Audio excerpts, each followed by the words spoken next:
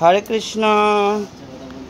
এটি 12 ইঞ্চি জগন্নাথ। এটি আমাদেরকে অঙ্গরাগ করতে দিয়েছে। এই যে হাতে কাঁটা মারা আছে আপনারা দেখুন, এবং এর পুরো ফিনিশিং খুব একটা যে ভালো তা নয়। এই যে কাঠ খোদাই করে রেখে দিয়েছে। এই যে আপনারা কাঠের ফিনিশিং দেখছেন, খোদাই করে ওনারা ফেনি চক মেরে দিয়েছে। আর এই যে মাতা সুভদ্রা।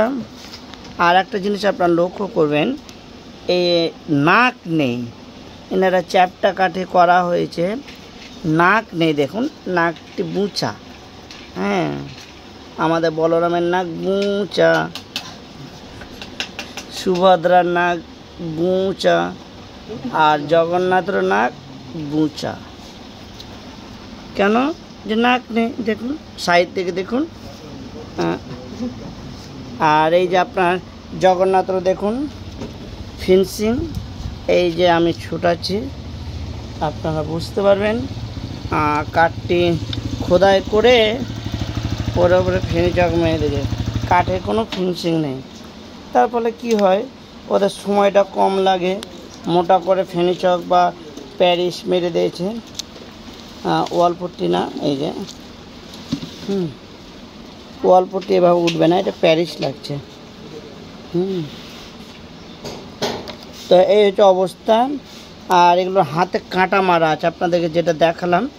এটা যখন তৈরি পুরো ছোটানো হবে তখন আপনারা দেখতে পাবেন যে পুরো কাঁটা মারা আছে। পেন্টিং দেখুন, এই যে সময় নিয়ে যে পেন্টিং করা হয়েছে তা নয়, ওনারা খুব স্পিডে পেন্টিং করে। এই যে এটার গদা, এটি হাল, এটি চক্র এবং এটি শঙ্খ। তা আমরা তো এরকম করি না, এটা সুদর্শন।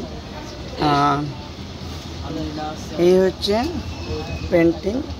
তো আপনাদের কাছে অনুরোধ যে আমাদেরকে যে বিগ্রহের দাম কেন বেশি, যে আমরা সূক্ষ্মভাবে পেন্টিংয়ের কাজ করা হয়।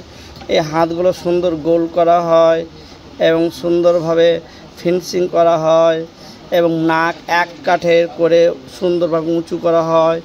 আমরা হাতে কোনো কাঁটা বা পিরেক মারি না, বা আমরা কাঠের ফিনিশিং আমরা এরকম রাখি না। তো সেই জন্য আমাদের কাছে এটা বিগ্রহের দাম বেশি। তো ঠিক আছে, কোনো ভুল ত্রুটি হলে আমাকে অবশ্যই জানাবেন। আর আমি এটা চেষ্টা করব সুন্দরভাবে বিগ্রহটি রং করার জন্য। তো আমি যেটা ভিডিওতে বলে থাকি যে আমরা কাপড় মারি না, কাঁটা মারি না, সেটা আপনাদের বাস্তবে আজকে দেখাচ্ছি যে 1 ফুটে বিগ্রহ ফিনিশিং কেমন। আমরা বলে থাকি যে নাক উঁচু কেন বলি, তো এই বিগ্রহতে আপনারা বুঝতে পারলেন যে নাকটা উঁচু নেই। এই যে ওপর থেকে দেখুন, বুঝতে পারছি। হরে কৃষ্ণ। দয়া করে আমার চ্যানেল সাবস্ক্রাইব করবেন, আর কোনো ভুল ত্রুটি হলে আমাকে অবশ্যই জানাবেন। জয় জগন্নাথ।